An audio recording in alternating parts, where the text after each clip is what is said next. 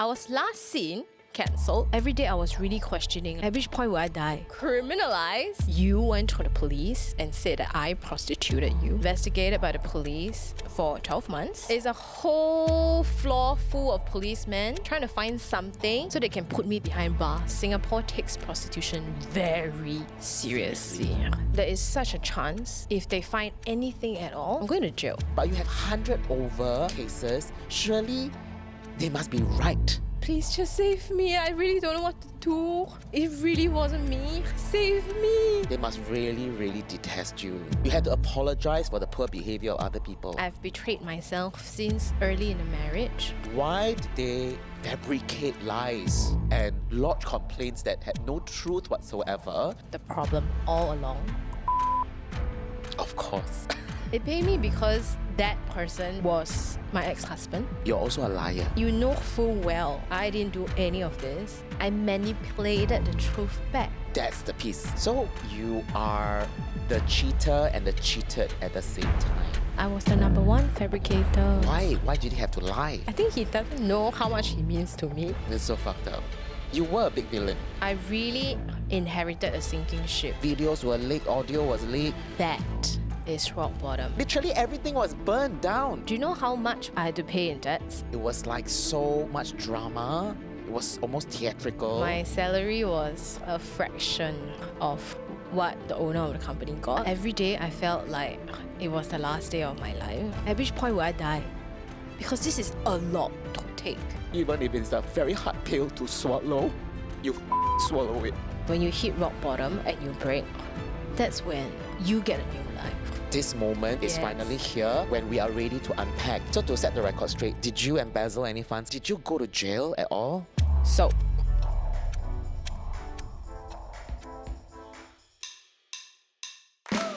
hi everyone, I am Sylvia and this is Dirty, Messy, Free. Woo! Hi everyone, I'm Dan. Hi Sylvia, how are you? I'm good. So, context Yes. for all those who are watching. I was last seen cancelled, Yes. criminalized, and most people don't know, but I was investigated by the police for 12 months. I'm going to share with you in this episode alone what I've really uncovered after doing all that live coaching. I've actually discovered the number one reason why I invited a lot of hatred, a lot of betrayals, a lot of pain and suffering into my life. Oh. All right, I'll share with you one of my most painful and shocking story, and that is with the police. Oh my God. Yes. Yeah, you were investigated. Yes. And almost criminalized, right? On the brink of being Yes. criminalized, right? So how many reports were actually being lodged against you? I think there was a lot. Ooh. Okay, we'll start immediately into Yeah, it. let's just dive hot and heavy into the wild story here. Okay, so I think right after this, most people don't know, right? They thought, oh, she's cancelled, closed case, we stopped reporting about her. But what it actually started for me was I didn't know then, but it was a 12-month criminal investigation. That into long? me. 12 months? Yes, it was 12 months. And when I say like criminal investigation, it was scary because I think the police came the first time when he called me in. So I went down and it's a really scary place. I don't know. I never imagined that I will ever go to a police station. Yeah. And never imagined that I will go there trying to defend myself that I'm not a criminal. Right. Were you very scared? It was very, very scary. Right, so the first time I stepped in, it was a very big building, we know Singapore, right? Yeah. So I stepped in and the first thing I could feel was, this place is cold. This place is sterile. I'm alone. And you can't bring friends, you can't bring family into this with you. So I walked in and I went up that stairs. It was like grey, steely, cold. And I was like, oh my gosh, there is such a chance that if they find anything at all, Yeah. right, or anything is not in proper order, I'm going to jail. And that scared the shit out of me. The possibility is very real, right? Because you had many, many lodges against you. Yes. How many? Do you remember? Yes. So I went in, right? That's what the police shared. He saw me, he was like, oh, you're here. It's going to take quite a while. I think he just said it matter of factly, right? But I remember the gravity of it. It's like, it's going to take quite a while. Because I went in the middle of the saga. And he was like, and this entire floor is working on your case. And I was like, shit. Because then the station was so big, one floor is a lot of personnel, a lot of like legal officers working on my case. Yeah. And I was like, one floor? One whole floor. I am screwed.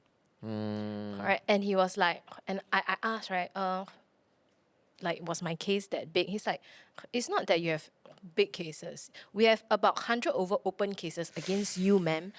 I was like, oh my God. 100 over is a lot, eh? Yes. You have 100 over people who have grievances against you. Yes. And they lodge like official police report. And every time they receive, now that I realize, every time they receive, the police has to close each and every one. Yeah, that's a lot of time and effort and investigation. That's why it took 12 months. Yes. So he didn't tell me it was 12 months, but he just said it's going to take a while because there's 100 over cases. Right. And man, we have to close each one by one. Okay. And I was like, this is scary because it's not one guy. It's a room full. It's a whole floor full of policemen trying to find something so they can put me behind bars. So what were the accusations about? Why were there so many? Were they the same accusations or different? So as I helped through the thing, I realized that I had accusations that was, I think one of the scariest for me to work through was embezzlement. Okay. Right. Right. Embezzlement because it is a huge crime in Singapore, right? So I had to really, wow. Do you want to hear what I have to do and how much I spent to clear my embezzlement case? Of Are you course, I ready want for to this? hear. Are you ready for this? Of Okay. course. How much you Embezzlement spent? first, Right. The rest I'll tell you later. Okay, I'm ready. Okay. Yeah. The rest also includes things like prostitution. But embezzlement first. Okay. So most people didn't know, but I do business development. Yeah. Right? That means I see numbers in the front facing of the company. Right? The revenue. Right? Most people don't know, but I don't do the operations, I don't do the accounts. Alright, so it's very scary for me to fight against a case of embezzlement because I had no prior visuals to the accounts of the company. Right, and it was during the saga when my partners left and everything, right, that I was thrown these accounts. But it was lucky in a way. So I was thrown these accounts by people who abandoned shit. So I was like, I got something to fight my case. But now, can you imagine we had 2 floors of the office? I literally had to dig through 10 years of I don't know what documents from don't know where and trying to prove my case against embezzlement. And I also realized something, which is, did you know that if you buy a really, really old bank statement, it's bloody expensive? Really? So you have to buy all the old bank statements? I had to buy all the old bank statements because the police asked me really crazy questions, when it comes to embezzlement. They really ask you things like, in this year, that you don't know and you forgot, right? Yeah. At this time, why is there a $12,000 that went out? Then you were like, I cannot recall any of this. Yes, but you realize something? When you are trying to defend yourself, that's not good for an answer. Okay. And that's why I was so damn scared. And every time he asked, I think the difficult thing was me sitting there and really have to go through the emotions and put myself like, okay, in 2019, what was I doing at this point in my life? And then I'd be like, okay, so I was probably doing this job. So which means that my documents would likely be there or here or whatever. So it was super scary for me because it was really going through a room full of things and really buying all these old data that you have already long forgotten and lost. Yep. Right? And it's scary because you're like, 12K, it could be anything in the Yep. company. You only need one of it to go off, Correct. right? Yes. So it was really scary. So he was asking all these questions. And it's crazy also because you have to defend yourself against things that you have kind of never done. So it was like, why do you spend this money? And I was like, wow, I guess it was business expense. I guess it was this and that. And he's like, how can you prove it? And then I had to go through all those bought things, right? And prove that I didn't use it, right? It was never in my possession. So it was crazy trying to prove that I didn't benefit from any of this. So when they kind of charged you, not charged you, but they kind of lodged a complaint that you embezzled funds, right? Going in, did you have this doubt that you did embezzle funds? Okay, so that's crazy, right? Because I don't do the accounts, and Yeah. to be honest, my mistake was that I left it to a group of people that now I look back, I really should have put in more effort and Right. at least ask for the right to see these accounts and keep myself updated. But I wasn't. So Right? you were not very involved in that part. I was completely not enough. Completely Yes. not involved. Yeah, so for people, like for you, right, like you don't know what's going on. So you will know that if you own a company, there is a director. I Yes. wasn't a director. You will know that you will have somebody who signs off all the checks and monetary things. I wasn't that person. Correct? And you will know that there's an accountant that takes instruction from somebody else. It was also not me. So I was coming from the position where, shit, I don't know anything. Now let's try to defend myself. You are defending a position where you did not have enough ample information or data to back you up. Yes. That is that gaping vulnerability there. You feel Yes. so exposed, and the potential and possibility of being charged for embezzlement is very, very real because you Yes. didn't keep an eye on what was happening on the Yes, ground, right? I For too didn't. long, Yes, and that was really my mistake. right? And when you think about investigation, right, it's not that you sit down in a room and it's nice like this and you have coffee. I can tell you what that room looks like. That room is probably 1/3 the size of this space that we have. So it's small. It's small, right? There are 4 walls. There is 1 table, 1 chair on each side, and that's it. No windows. No. Nothing. There's no windows. There's no nothing. The aircon, remember, is particularly cold. And the police is stoic. Yeah, I was going to he's ask, how not were they when they handled you? What was their style like? It's Any emotions? scary. It's Nothing? so scary because when you first go into the investigation room, there are rows of investigation room, right? And I remember the first day I walked in, and I heard some shouts of a police officer, like really berating somebody, and I was like, oh my god, oh my god, oh my god, oh my god! It feels like going to the discipline master's room, Yeah. and you're gonna get Oh, caning you're or in something, trouble. Yeah. right? And lucky for me, I thought like my police officer looked as friendly as he possibly Okay, could. okay. Correct. But I think that when you're defending yourself, the energy is just different. You're not like an innocent bystander or innocent, Singaporean just walking on the street anymore. It is like, hey, miss, I have 100 cases against you. I have a lot of questions. Start defending. Right. Correct. So it felt like, I really feel like I'm going to be attacked. I know he wasn't attacking me, but I feel like, oh my gosh, I really have to protect myself here. I'm really all alone. Yeah. Nothing is going to help me, all right? Except if I have evidence, I'm just going to dig as much as possible I can. And it's crazy because I spent actually like 2, 3, 4,000 just getting one bank account just to prove that I didn't spend this money. I don't have this money. It never came to me. So how much did you spend to clear the embezzlement, to play that defense? Okay, now you're going to think I'm really stupid, all right?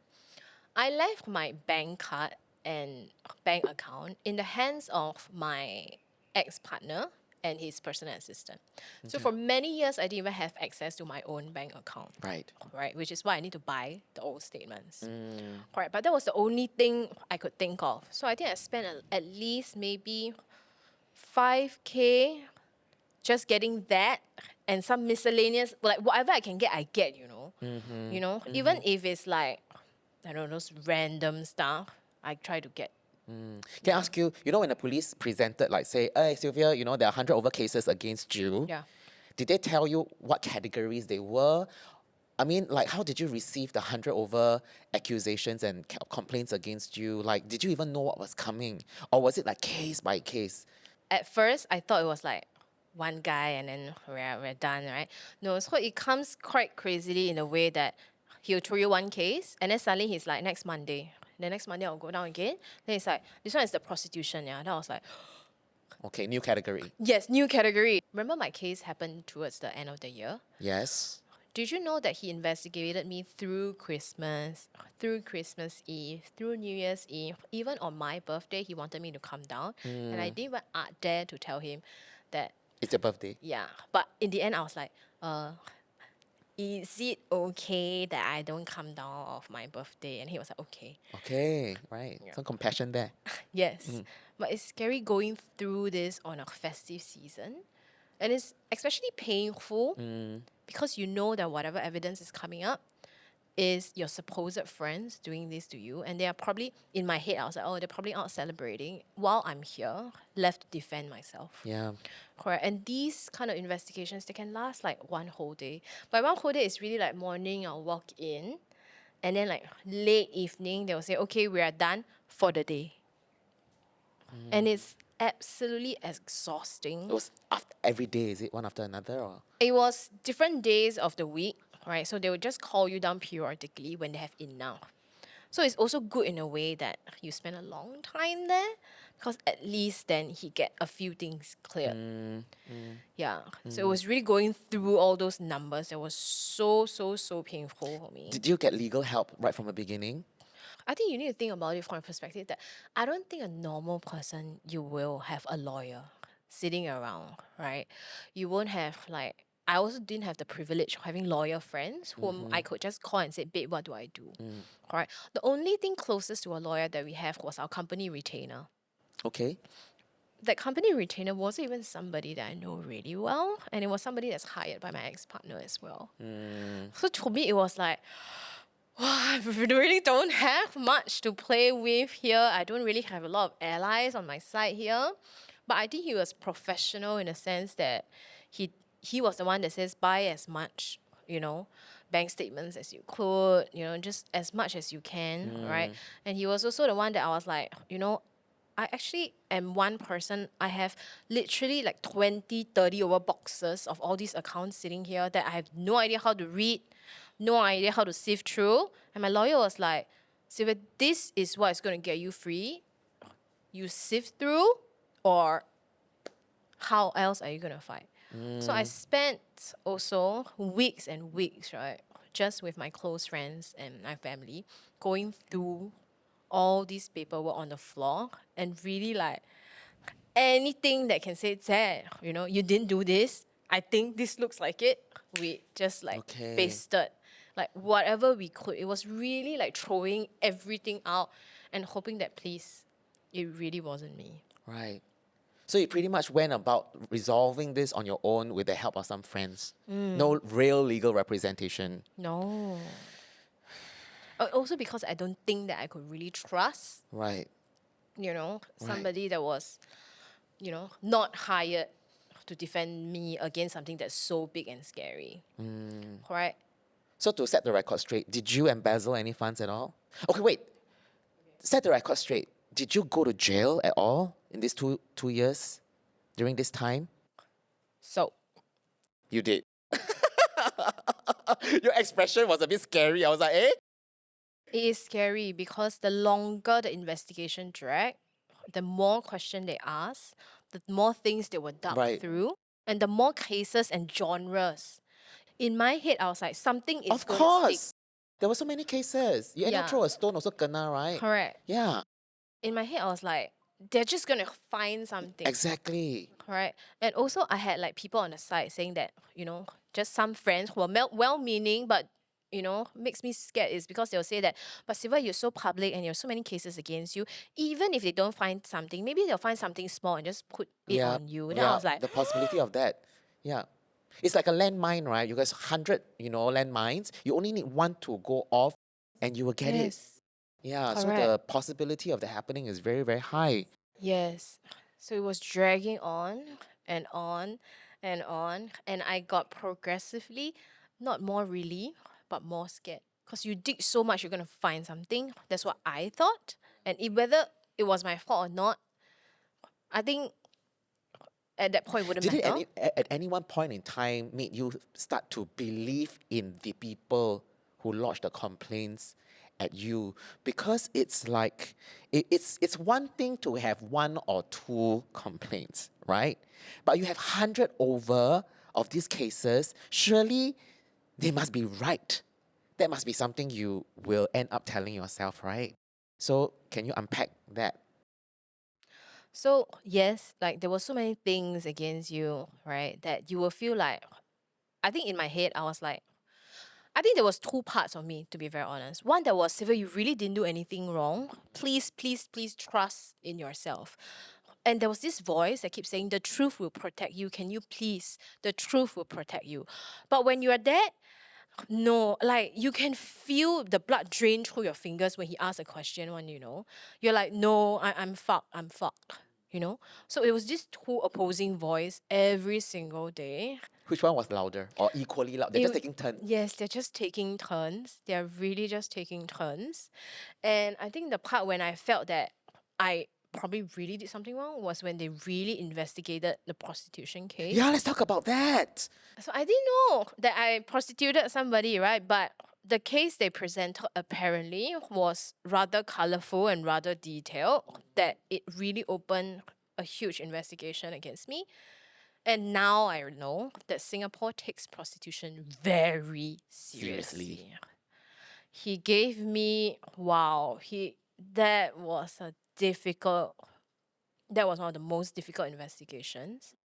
And now I can probably laugh about it, the details. But at that time, right, then he was going through line by line of our WhatsApp conversation. Right? And he was going through things like, you told her on March 25th, this, let's go to his party. Why? And I was like,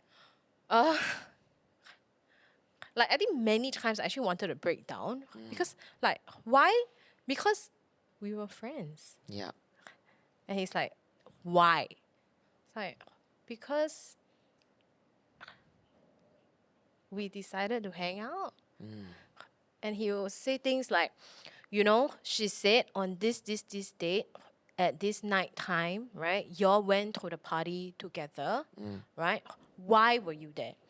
And I was like, this is crazy. I cannot. Like, what do you want me to do? Yeah. It's like seemingly innocent, normal, everyday, common things can be misinterpreted in another way in light of that charge. Yes. Right? And I had to really, really give a reason for everything. So I was like, we really went because it was a party, right? I said this because I meant this, And I think one thing that I thought really helped me in the prostitution case was we're all a group of talents and we're going to somebody's house, right? And one of the talents pulled out last minute because she didn't feel like going. Okay. And so the police obviously didn't have that side of the story. She didn't have that side of the chat. But remember, I was sitting down with my family and I was like, I'm going to jail for prostitution. What? And there was this point that, hey, but this person pulled out last minute. Can you use that to try to defend yourself? Okay. So I really told the police, and it's so incredulous because it's so small. But I was like, does it help if I tell you Miss XYZ chose not to go at 7 p.m. and my reply was, sure, babes. And she left. And he's like, that's the piece. yes. He's like, give me that piece. Ah, okay. And then he's further on, I thought that he was very nice because he further on said, well, this proved that they had free will to come and leave, right? Yes. So I was like, yes. There was no coercion. Yes. Right? Yeah, so I felt in a way, I feel like I was very scared and I really couldn't think much, that I couldn't even defend myself in any smart way. It was really, does this work? Does that work? And when he says like, yes. Anything can help. And that piece of information helped. Yes. Okay. Yeah. So you didn't prostitute anybody. So name cleared. So, yes. Yeah. Phew! Only know. 98 other cases to go. I know, right? Right. So what other categories are there? The other small categories were small, Yeah. right? But it was really these two that was painful. And it's not painful just because of the length and the seriousness of the crime. But it was painful because these two involve people in my head who knew the truth and gave the police a case that was completely fabricated. Why do you think people do this kind of things? I thought long and hard about it, Yeah. which we will explore a little bit later, right? But for now, I guess that the resentment against me was enough. They must really, really detest you. Yes. Because, if you are the company accountant or you're the one who took care of the accounts, to say that somebody embezzled, there is a lot of effort involved to try to fabricate certain evidence to look a certain way, right? It paid me because that person was somebody that was my ex-husband. It was somebody in my head, right? It was somebody that was meant to take care of me for the rest of my life. It was somebody that, we took a vow, in sickness Yeah. and in health, right? And then that was the painful part. Really like, wow, you really got me here. Huh? Like, you really pinned this on me. Huh? And you know full well, I didn't do any of this. And it is very hard for me to even fight for this. And yet you did it. I think that was the painful part for the embezzlement case. Yeah. And to put such a scary crime on me that could really possibly get me to jail, that was so painful. And the prostitution one was painful because it was my group of girlfriends, right? And you always like, sisters, like I got your back, like whenever, you had breakups or whatever, I was there for you, right? And in my head, I was like, wow. I mean, I was in a spiral then. So I remember in my head, it was like, wow, I was there for you when you broke up. And now that I'm divorced, now that my company has issues, this is what our friendship meant to you. That you went to the police and said that I prostituted you. When you know there was no basis, and the fact that the police had so much evidence, right, to tell me to defend this, and this, it meant that you gave the police this, and this, Yeah. and said she prostituted me. Yeah. And this was like people that I really spent all my waking hours being with, working for, just spending my life with these people. So these two cases were just heartbreaking for me and insanely scary. Yeah. Thank you for sharing all of that. I can only imagine. I mean, I have never been hauled to the police quarters, for this kind of questioning where you constantly have to endlessly defend yourself, Yes. grasping at straws. And it's just playing defense and it tires you out, it wears you out because it's relentless. It just keeps coming. Yes. And the emotional toil that it has with each case, because it also brings up all the relationships and connections that you have with real people. Yes. Right? So after 12 months, do you Yes. remember that moment where Yes. did you feel like it was just going to go on and on and on? And when did it stop? I think I broke down a few times Yeah. in the room, actually. Not that, I always tell myself I won't break down, right? The truth will protect me. But I think in the middle of it, I think I have to admit this, right? I actually told the police, please save me. Like, I actually begged the police at one point. I was like, please just save me. I really don't know what to do. Like, I'm in this deep shit that I really don't know what's going on, right? It really wasn't me. Save me. And he was like, ma'am, we will do our best. I guess that was the best answer anybody could ever give. But it was, I really broke down. I was like, save me. I don't want to go to jail. Yeah. So I think it was that roller coaster when you're like, oh, I think I got a good evidence. And then the next one is like, save me. And then the next one is like, oh no, I think I have done something. So it was that crazy roller coaster ride for 12 months until a point when the police said, okay, he contacted me. And he was like, Sylvia, we have a final decision. We would like you to come down to the police station. And then you know how scared I was. And the crazy thing is that my friends and family always ask me, how's the police? Right? And the crazy thing is I always tell them, it went great. It went fine because I'm so scared already. I really don't want to spread my fear to my family and friends. Yeah. He said, calm down. And his tone of voice, that police that really investigated. It was the same police. It's the guy. police, Yeah. yeah. So so he really was on my case for 1 whole year, that guy, right? And he was like, I need you to come down now. And he's so stoic. So I was so scared.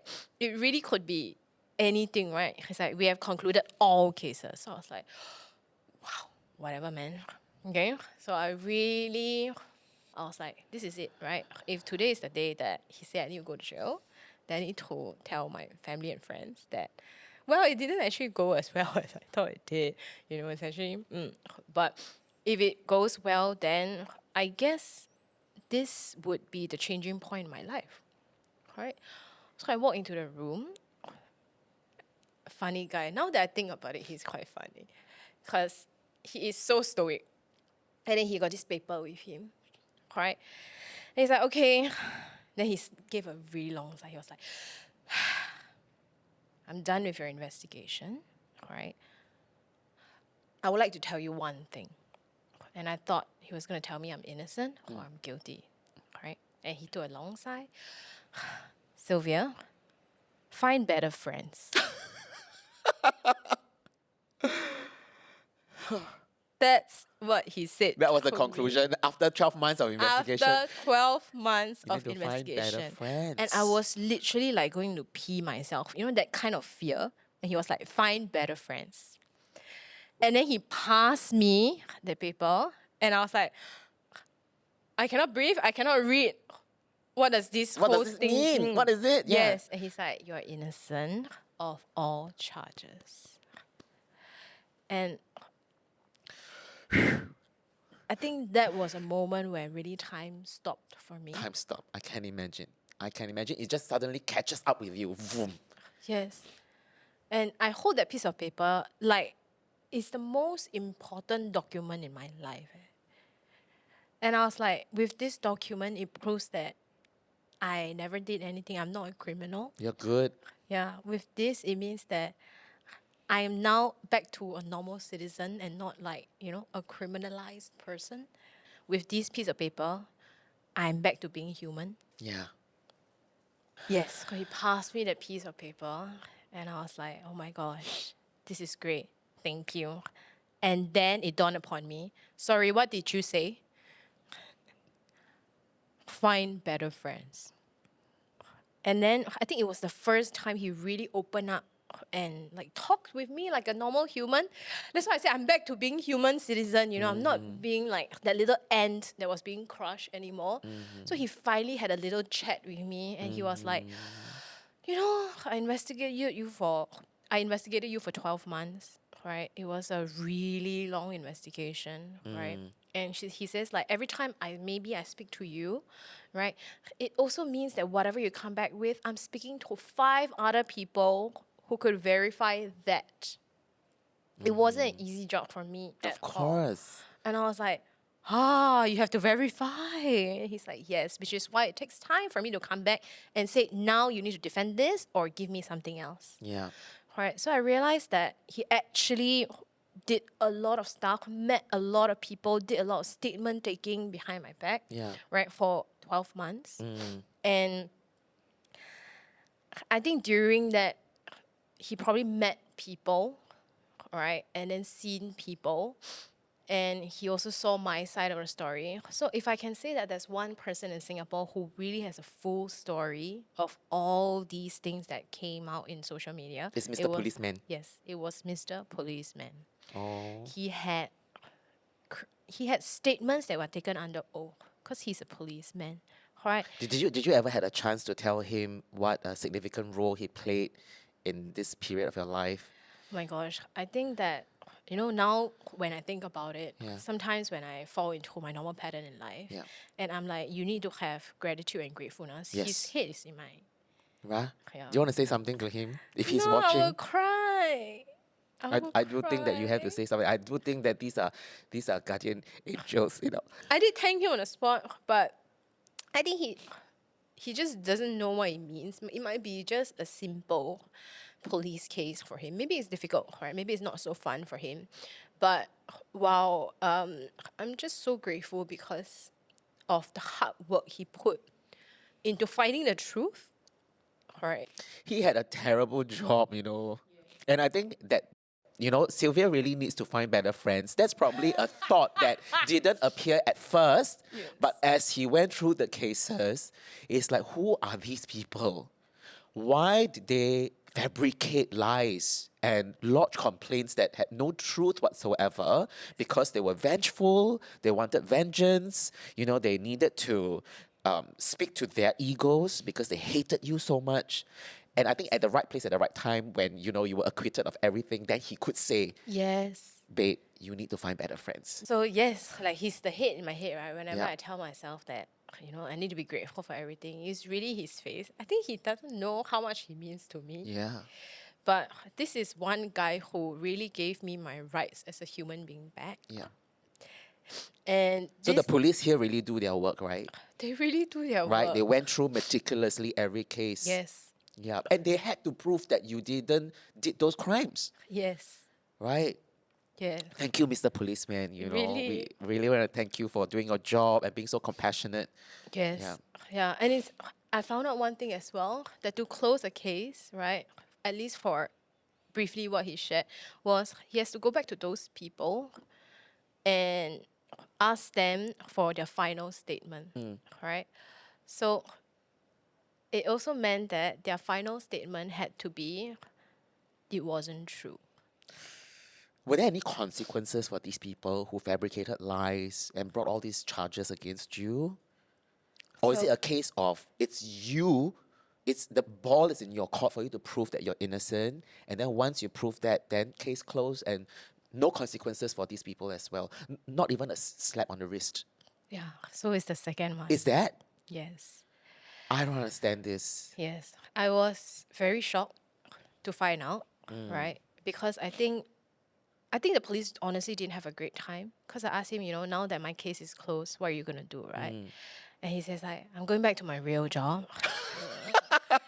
And I was like, what do you investigate? And he's like, I do like really serious corporate crimes and like serious crimes. And so Yeah. I was like, Well, yours would have been serious if it was true, yes. right?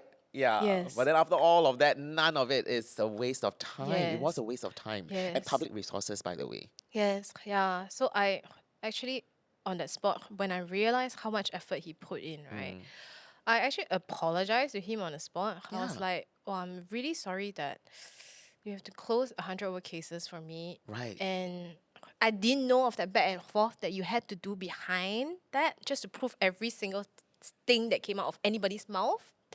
And You for had to apologize for the poor behavior of other people. You felt responsible for other people's bad behavior. it is true. Because if they didn't lodge all these fabricated charges, you would not have been hauled into the police station for a Yes. 12-month-long investigation. Yes. But actually, none of that is anything that you could have controlled. Yes. Yeah. But you felt responsible enough to apologize to Mr. Policeman. Yes. And I remember, right, like festive season, Chinese New Year season, he was with me. Yeah. And in my head, I'm like, He spent the holidays with you. yeah, it's Right. a tough job. It is. Like with me, supposed at that point, criminal, you have to spend the time. Yeah. You couldn't be at home. You're doing like 12-hour shifts with this bitch. Yeah. Wow. So what do you think about what Mr. Policeman said to you about you needing to find better friends? Do you think there's any truth in that? Because I've got an opinion. So I think the first thought in my head when he said find better friends, I think, I don't dare to cry in front of him because, it's a very serious place, right? I think what he didn't know was when he said that, I felt for the first time in this whole scenario that this is somebody who really cares for me. Yes. And it's sad, but it's also amazing at the same time that the person that cares for you is the police that was supposed to put you in jail. But I felt very loved at that point. Such a stoic guy. And he's like, Sylvia, you need better friends. And I could feel that he cared. Yeah. I could feel that he knows the truth and he knows what I've been through. And he's really saying it from a point that, please, now that you got your life back, please don't make the same mistake for yourself. Yeah. So yeah, that was what happened when he said find better friends. I will always remember this phrase. So were your friends really effed up? Were you surrounded by effed up people at that time? It's also very hard to admit, but when it was a 12-month investigation and there's somebody like that saying it to you, you have no choice but to really take a very hard look at yourself, right? And say that, yes, I have made poor choices. Yes, I chose them to be in my life. And yes, I will choose better moving forward. Yeah. I think the police, when he said that, he also opened up a whole new world for me where I start to learn how to face hard truths. Yeah. I think he gave me a lot in just that 3 words. 4 words. Sylvia, find better friends. Yeah, So find it better was friends. at that point, right, when I really started deep diving into life coaching, into therapy work, into like figuring out what went wrong. Correct. You know, if you think about it in a funny sense, right? It's damn embarrassing, leh. You need a police to tell you to find better friends. It is. It is very sobering as well. Yeah, Yeah. right. So it was that point where everything changed when I was like, I really think I have a problem. Yeah. I think he was right. The problem is me in not finding better friends. The problem is me in not surrounding myself, right, with people who are good for me, Yeah. which was why 12 months was spent going on this goose chase, right, to find crimes that never existed, but people chose to fabricate. So I think I told you I have an opinion about what Mr. Yes. Policeman said, right? I think part of it is true, right? You were surrounded by people who were near and close to you who chose to hurt you. That's partially true. But also, I think out of the 100 over cases, there were people who actually you personally do not know. They were strangers, right? Who lodged complaints against you. So I think that it's not just about choosing better friends because they were strangers too. Yes. So my question to you is, all of this that happened, right? I think there is always like a moment in our life where we can choose. It's a turning point, right? And I think this is the difference between a villain and a hero. Which role do you want to choose to play? And I think that the hero will choose to assume full responsibility. The villain will choose to make all this, take all of this, and say that these people have caused you harm and you are the victim. Yes.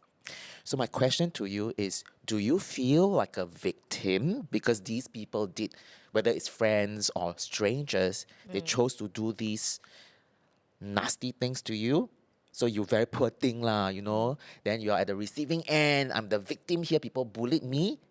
Do you feel like that? Or do you feel like you are fully responsible to receive all of that treatment? I think that's a good question, right? Because I want to tell you, right after the police thing, right, it was a 50-50, Okay. right? So I really spent the first maybe 6 months feeling like I was the ultimate victim of life. When I go into coaching, right, it was really a lot of why. Why did my friends do this to me? I love them so much. Why did this happen to me? Why me? It was really 6 months of me ruminating in that loop, right, of I'm the victim.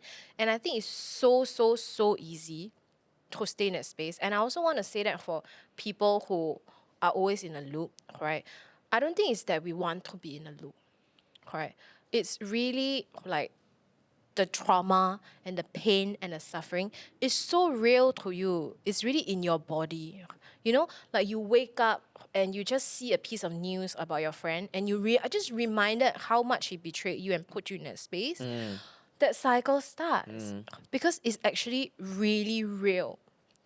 So it's easy to just be in that space where I am the victim Yeah. because you do feel the pain. So Yeah. it's real. That's usually the first stage. Yeah. Yeah.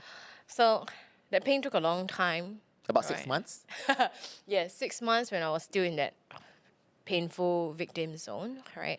Until I did a lot more coaching, right? And I really start to see, oh my God, right? I think my coach asked me one question that was very particularly painful, right? So, oh, I will reveal the truth now of what my coach did. So it was my coach, and she asked me the question, which is, why do you think you are so unlucky that all these things happens to you only? What makes you so special? Yeah. So I was like, because I was unlucky, lor. Correct? And it was like in my head, I was like, yeah, it's really because I was unlucky, what? Then she's like, why? And I was like, because no choice, lor. Right? I was really still in that space. And it was really after that session whereby I sat with myself and I was like, I don't think I was really truthful with my coach. I didn't think that there's a part of me that knew why I was in all this shit, but it was just easier to say that I was unlucky. It was easier to tell her that no choice, what. So when I really went back and sat with myself, I really, really realized that the problem all along was me. Of course. And then, when were you ready to face that brutal truth? I really had to sit down and go through each of the things that happened to me one by one. I'll be very, very interested to find out what are the hard truths you had to accept.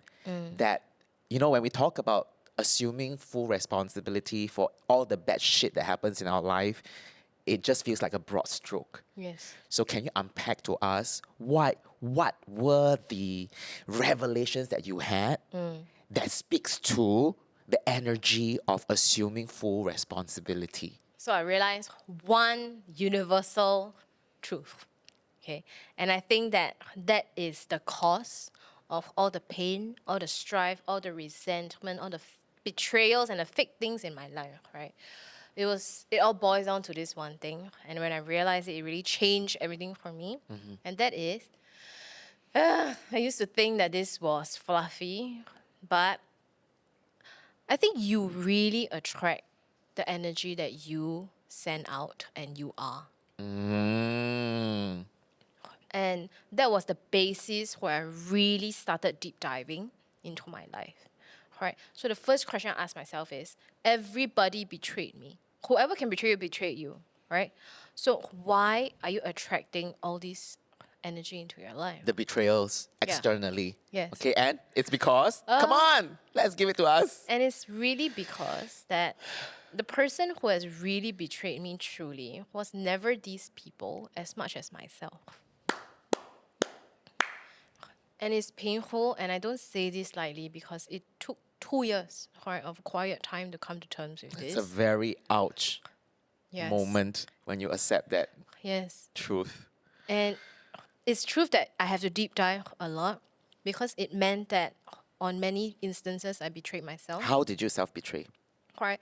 So I realized that, I've always portrayed a picture that I was in a very happy marriage with the pictures that I post and the campaigns I take up. Right? I was always pretending that, I was a happy, successful person. Right? But I think I've betrayed myself since early in the marriage, right? When I knew this marriage was fraught with infidelity, with a person who never really respected me, right? With a very manipulative and controlling person, right? And the truth is, I stayed. And I not just stayed, right? I manipulated the truth back by pretending we were otherwise.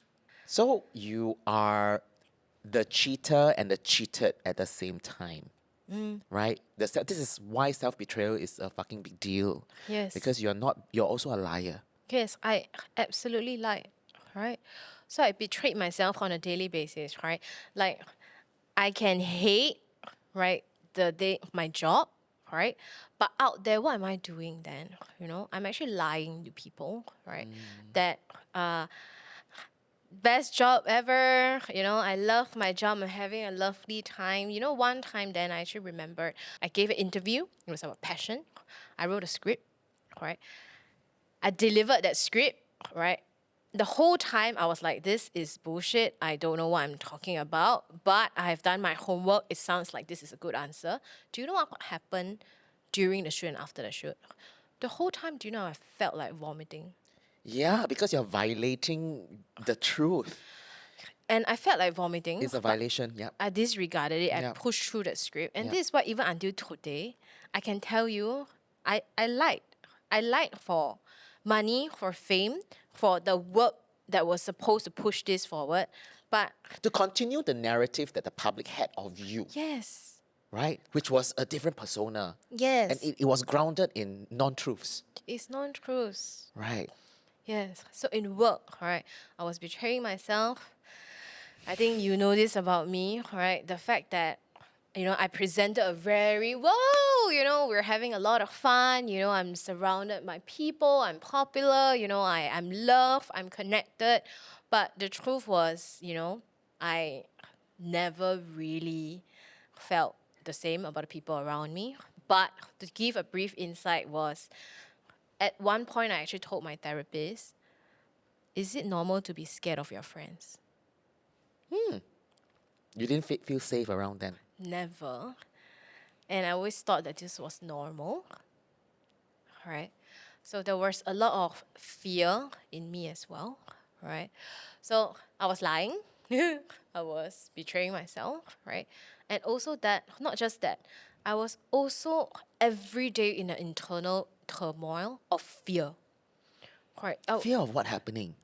Just fear of the people around me, fear of things, people finding out the truth. Fear of them finding out the truth. Right? So that is why when you also ask, right, why you're surrounded by, people who would fabricate things about you. Yeah. Because I was the number one fabricator. Fabricator.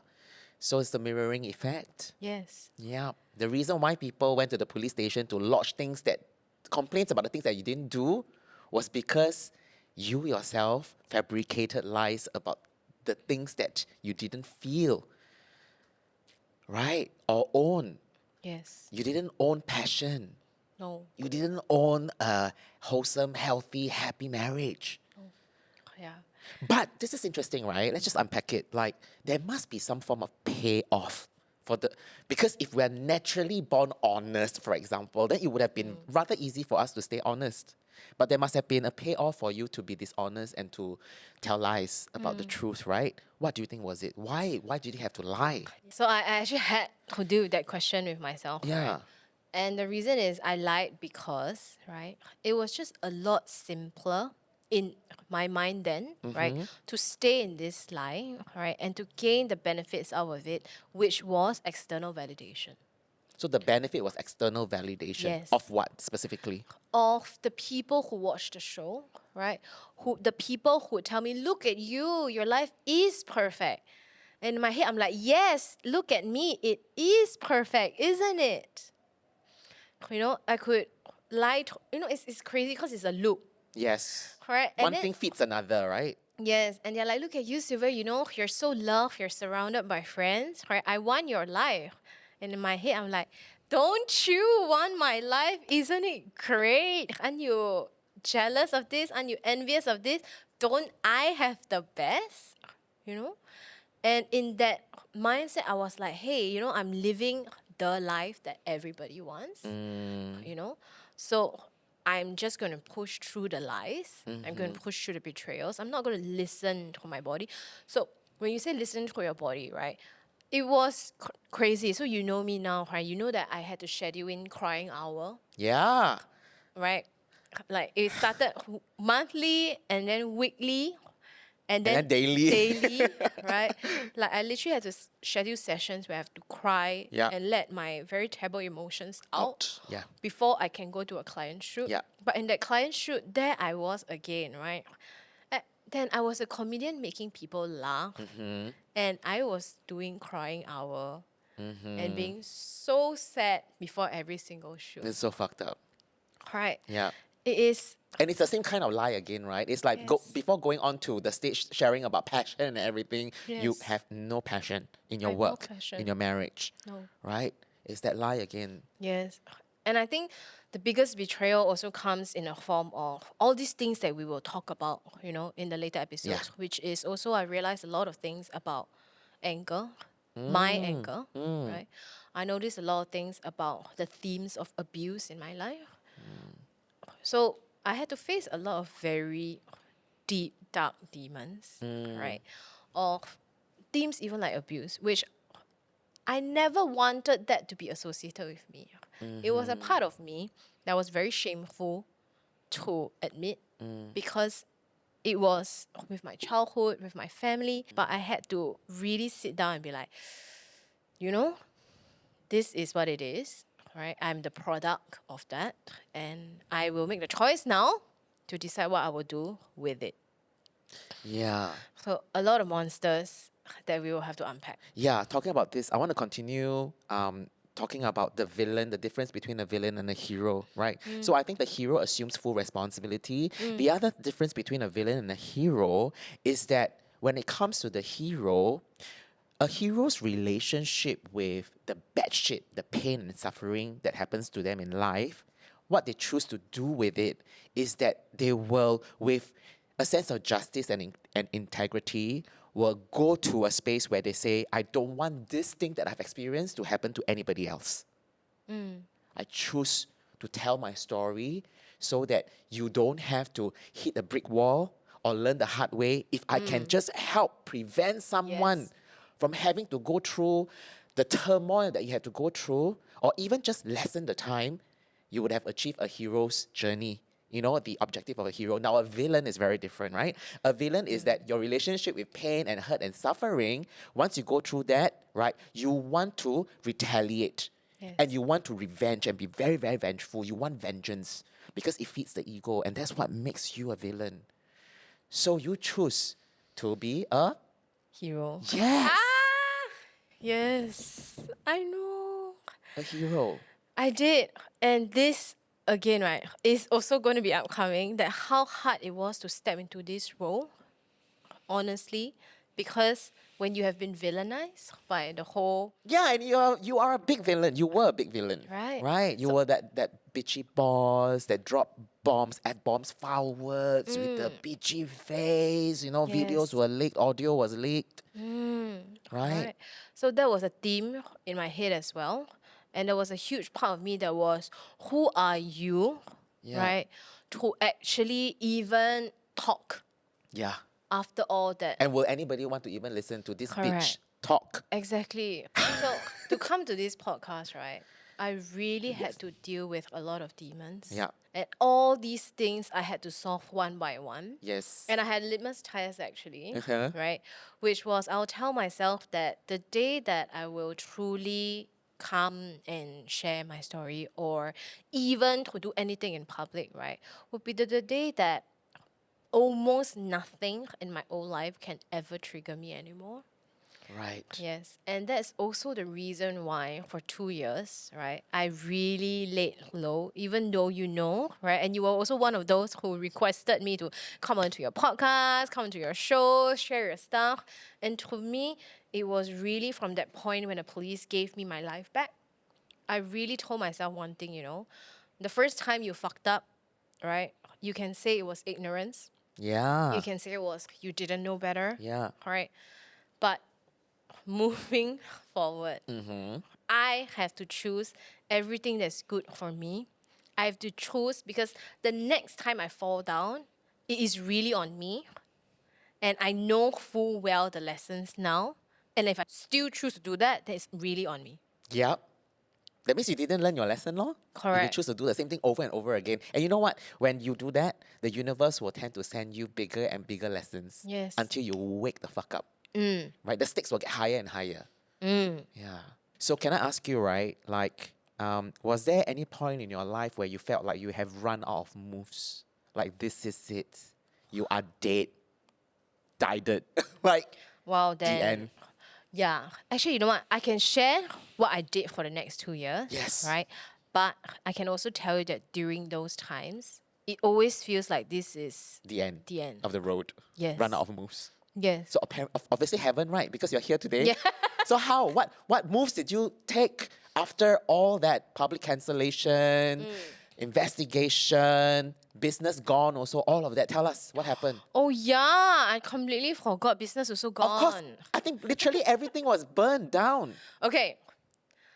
Okay, let me see if I can give a swift summary Yeah. of all Don't that worry, went if you down. don't cover, we have 7 more episodes to go. Okay. So, I think for you and Yes. those who don't know, you know what I used to do. For the Yeah. past 10 years, what I did was I created a 7-figure company that was considered one of the best in the country, right? For content marketing and influencer marketing. All right. And in 2020, all right, I had a very ugly divorce. All right. And it really spilled over from my private lives into our professional lives, and then into a full-blown social media saga that I was the target of, and I was brutally cancelled on national news. Right? What people don't know is the police story, which you guys now know. Yes. Right? But during that time as well, what happened was I took over the company from my ex-partner because they abandoned, right? And I really inherited a sinking ship then. Yeah. It was the first time that our company were in the reds every single day, every single week, every single month. Because contracts were pulled, is it? Yes. Yeah. Right. It was the first time I had to deal with multiple clients. And I say multiple because we deal with what? 30 to 50 clients a month. Right. I had to deal with really angry clients at the same time. I had to deal with people, right, fabricating things online. Yep. Right. But the truth is also I had to deal with at least the staff who were left in the company that weren't part of those things, right? There were at least 40 to 50 of them that I sent to therapy. Can you imagine from a very bustling company to one that was no jobs? Clients are hounding you, clients were pulling out, right? You went from a 9 to 5 to there's nothing for you to do today for them. And they were in a very precarious situation because things were unfolding in real time. Yes. And it was like so much drama. It was almost theatrical. Correct. And then they didn't know if their jobs or career are secure. Yeah. I had not just clients pull out, right? So I had acquaintances like really left my circle, and I even had the closest friends just MIA and like left me completely. So if you can say, well, what is rock bottom for me? That is rock bottom. When you are really in debt, no friends, alone, possibly going to jail. That was our rock bottom. And every day presented new drama. Yes. Did you feel like you ran out of moves at that point? Every day I felt like it was the last day of my life. Every day I was in survival mode. Every day I wanted to break down and say, what next? Every day I was really questioning, like, how much more can I take? You know, it's private, it's professional, it's also on a media scale. Yep. It's like, and it's all targeted at one person. In my head, I was like, at which point will I break? At which point will I die? Because this is a lot to take. Did you break?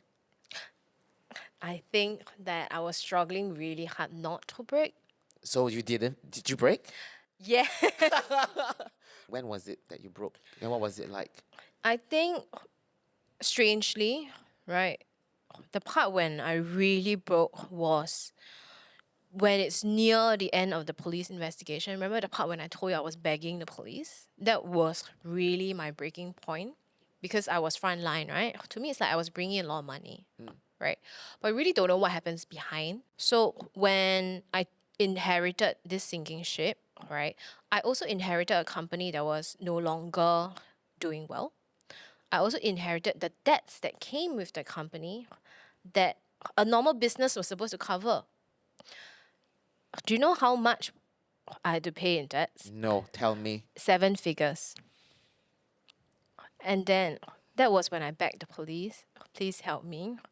Because my admin came back, my lawyers came back, and they're like, Sil, do you know that now that this company is no longer making in money, you might not be able to keep up your loans? And I was like, oh, we have loans. How much? And they're like, Sylvia is in the 7 figures. Did you never Do you not know about this? Yeah. So I was like, I knew we bought like the office and I knew, we took some loans, but is it on me now? And they're like, yes, it's on you now because you chose to take on this company, right? And I was like, okay, yeah. That was one of the worst day of my life, knowing that I've never even owed people like $20. But it was private limited, right? And then when you say you take on a company, it became what you are a sole proprietor. So previously, what people didn't know was I've never had a part in this company. I never owned it, was not a director, just had zero part to play in What? this company. I know people always thought that I own a great part of this company. Yeah, that's what I thought Yes. too. Yeah. Yes, but I was just a salaried employee with co-founder as my name. I had no financial rights, right? Okay. My salary was a fraction of what the owner of the company got, right? Okay. And during the divorce, what happened was that I was given, as part of the divorce settlement, half of the company, Okay. right? And not just half, but 51% then, Okay. which also meant that during the saga, right, the partner could just say, I'm done here, you are 51, you take care of it. So I never knew, right? What you inherited. What I inherited. At that point, I was like, yay, Yeah. I got 51%, good, right? But you also don't know how people can be very vicious and manipulative, that they give you 51% of a sinking ship Yeah. is you taking care of that ship. Yeah. Wait, It's like, yay, I own more. I've been given more of bad shit. yes. Right? 51% of bad shit. Yes, yeah. So that in technical terms, that was what happened legally. And I was shocked, I was like, oh my God, I don't want this, right? But my lawyers are like, no, it's you now. Yeah. You don't want also cannot. Yeah. So that's why I say, right? A lot of things I have to dig up is because these are very big, painful things. Yeah. And when you think of who served it to you, it's crazy. But yes, that happened. So I was at rock bottom. Rock bottom for me doesn't mean any crazy thing, doesn't mean big crying or anything. But rock bottom for me was just me going by my day. All I did was eat a lot. Yeah. All I did was eat and then just ignore everything, right? Like every day was a new problem that I was trying not to just unalive myself over, to be very honest, right? People who love me are constantly worrying, right? It was really hard. I was still keeping up that facade. I can settle this, I'm fine, But yeah, it was a lot to clean up, right? But I also believe that when you hit rock bottom and you break, that's when you get a new life. Yeah. Yeah, honestly. And when the police gave me that "you're innocent" statement, right? What also happened was that at that time I was really on track, I figured out ways, right, to finish all those, pending accounts, right? I dealt with the pain, of seeing really, really good employees go because obviously they cannot stay in the company. I cried, for some Of of them. course, it's very painful to let good people go. Yeah. Anybody go. Right? Yes. Yeah. And at the time, I hired a HR consultant who was supposed to transit me into, a CEO role. Yeah. But in the end, she fought with me throughout this saga, right? And everybody good who left, she was like, oh man, it's just a cut after a cut. I dealt with that. I dealt with the debts, right? I cleared all the administrative stuff. I had a couple of other cases, right, that I was part of investigations, right, that I helped with.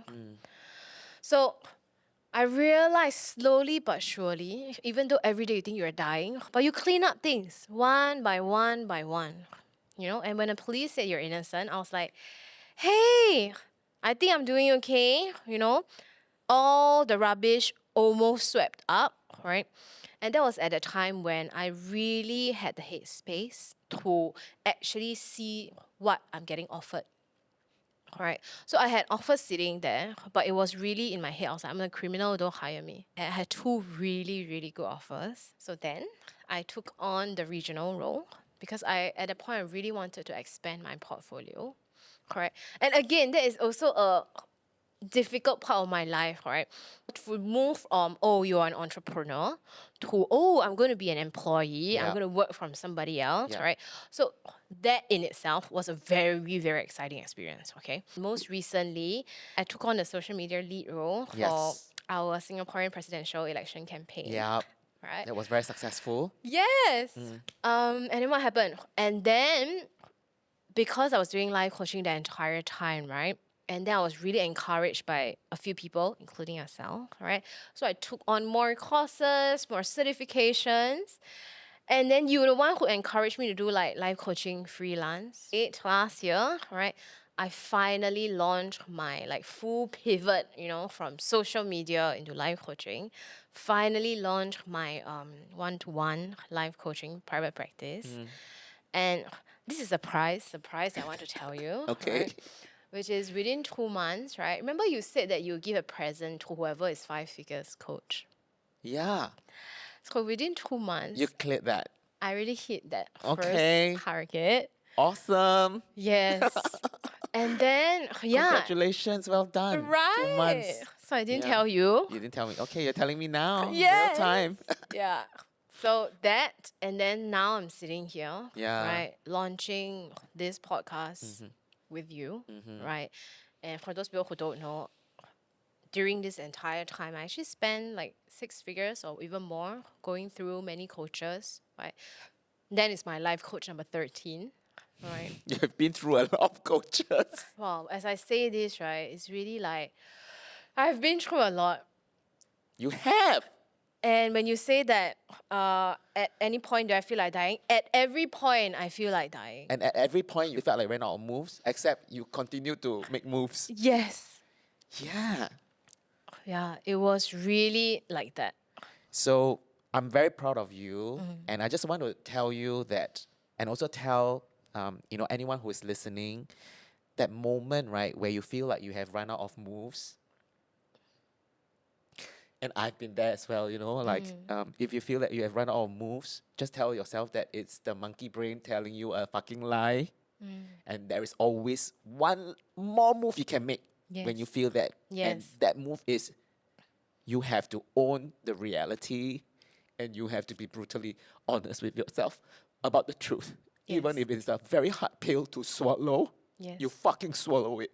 Yes. That is the move you make. You will never run off moves. Yes. Yeah. And I can feel your pain because I've been through it, right? Yeah. I know when, I say out what I've been doing for the 2 years, it sounds like a good story, but wow, I think we will unpack, right? So much more So in the much next 7 more. episodes.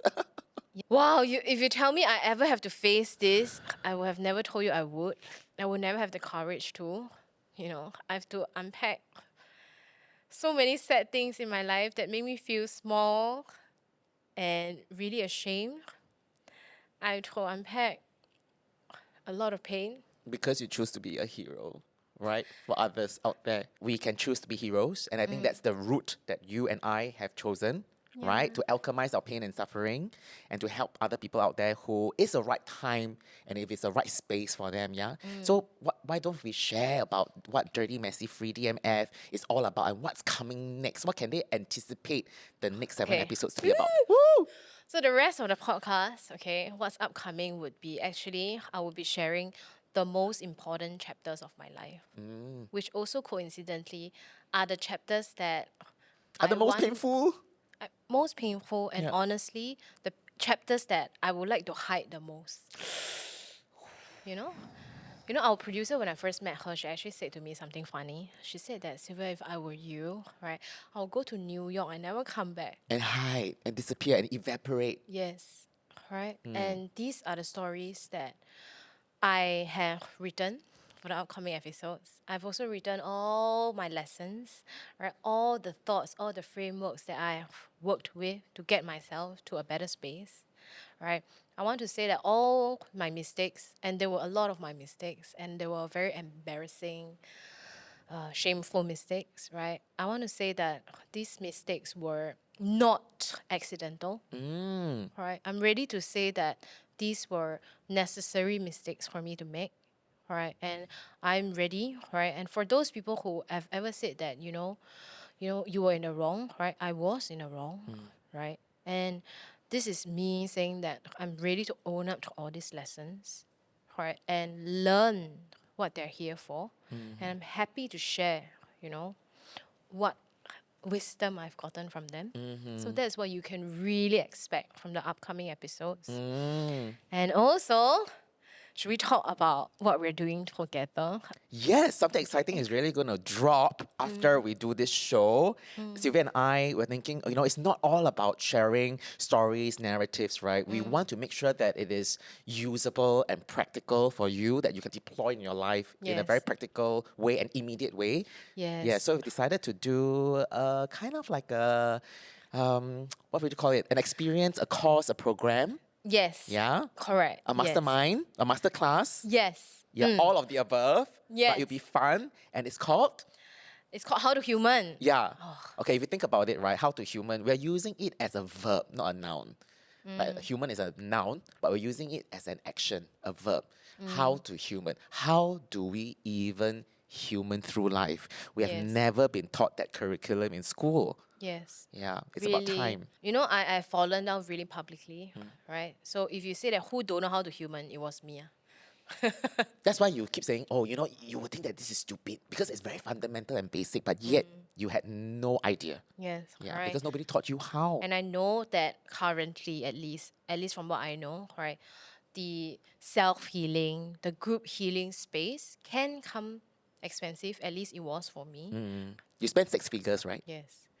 And it's not those 100K, no. It's a high 6 figure. It's not a low 6 figure. And it was painful financially for me, right? Yeah. But is it a good investment or not? It is, right? And I don't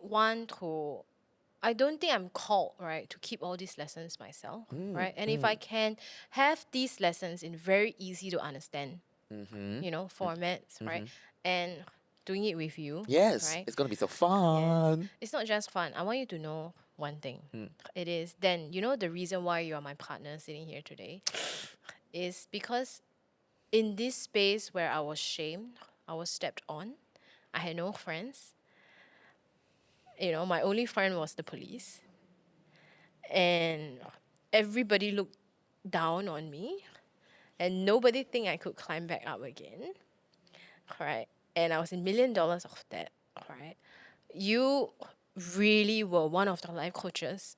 And the one that come in and told me one day that, Sylvia, whatever you're going through, one day is going to be medicine. And that was really one of the hope that I clung on to as I was in that shithole. Right? I was like, one day I'm going to be medicine because Dan says so. So it's also not just a masterclass, but it's also sharing with all of you the safe space that I experienced and benefited from. Right? So I know that together we can give that safe space to people if they ever need it. Yes. Right. Because it's a good space to be. And if I wasn't given such love and safety, I really would have unalived myself at any point in my journey. Yeah. Thank you for sharing that. I just want to let you know that you are my medicine too. And the reason why I'm doing this is because I'm also healing as I do this work.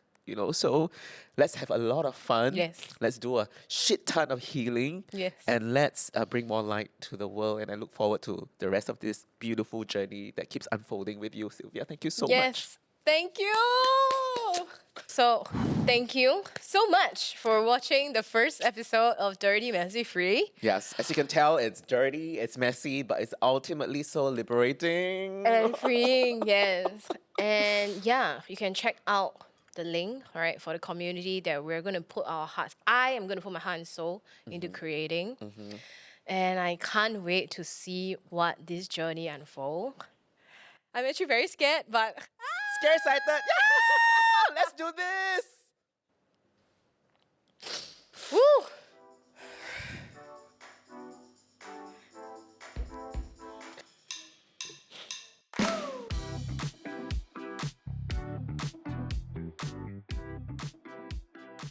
Maybe some of you thought you were never gonna see me again. At the height of my 7-figure career, I was last seen brutally cancelled online. After 2 years of learning my lesson the hard way, I'm back. Hi, I'm Dan. I'm Singapore's most unconventional life coach and also Sylvia's 13th and current life coach. And we are here to show you how how to human. Let's burn the manual. Also, seeking quick fixes for our issues. New rule, we confront what makes us uncomfortable. Sitting with all our fears and despairs, it sucks. But it is the only way out. Also, chasing external success for happiness. New rule, happiness and success is an inside job. Successful people who feel empty on the inside, they are a real thing. Looking for battle-tested mentors who have been through the dirty and messy bits of life to show you how? Join us for our masterclass called How to Human. I've spent over 6 figures in coaching and therapy to distill these lessons, which we are going to teach you in this one class. I'm Daniel Lim. I'm Chan Sylvia. Let's relearn how to human.